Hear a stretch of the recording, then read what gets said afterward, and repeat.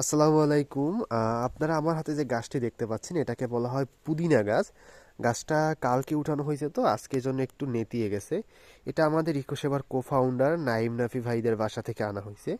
আহ, তার তাদের বাসায় দেখলাম অনেকগুলা পুদিনা গাছ ছিল, আর আমিও অনেকদিন যাবত খুঁজতেছিলাম। আমি আসলে ছোট একটা গাছ এক জায়গা থেকে এনে রোপণ করছি। আমি একটু দেখাই আপনাদের। এই দেখেন, এটা আবার নতুন করে নতুন করে পাতা জ্বালাচ্ছে বা গাছটা আবার সতেজ হচ্ছে। তো তার বাসায় দেখলাম যে অনেকগুলা গাছ আছে, তাই আমি একটা বড় গাছ উঠিয়ে নিয়ে এসেছি। এটাকে আজকে আমরা এখানে রোপণ করব। তো ভালো থাকেন সবাই। আর আপনারাও চাইলে আহ, যে ঔষধি গাছগুলো আছে, পুদিনা গাছটা আসলে একটা ঔষধি গাছ।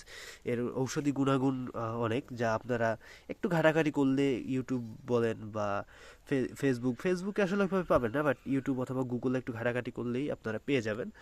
তো আপনারাও চাইলে পুদিনা পাতা গাছ এছাড়াও যে অন্য অন্য যে উপকারী গাছগুলো আছে এই গাছগুলো রোপণ করতে পারেন। আশা করি আপনাদের দুঃসময়ে কাজে লাগবে। এছাড়াও আমরাও চাইলে যে কোনো সুস্থ মানুষ এইসব এগুলো সেবন করতে পারি। যেমন এই যে পুদিনা পাতা, এই যে পাতাটা আমরা যদি এখান থেকে 3-4টা পাতা ছিঁড়ে আমরা চায়ের মধ্যে দিয়ে খাই বা যে কোনো একটা পানির মধ্যে, গরম পানির মধ্যে দিয়ে খাই, আমাদের শরীরে অনেক উপকার হয়।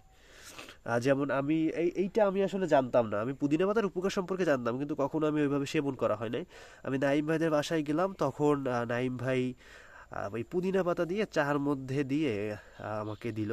তো আমি খাইলাম। খাওয়ার পরে দেখলাম যে এটা আসলে ঠান্ডার ক্ষেত্রে, যাদের ঠান্ডার সমস্যা আছে ঠান্ডার ক্ষেত্রে খুবই ভালো কাজ করে। এছাড়াও আমাদের শরীরের স্ট্রেস কমায়।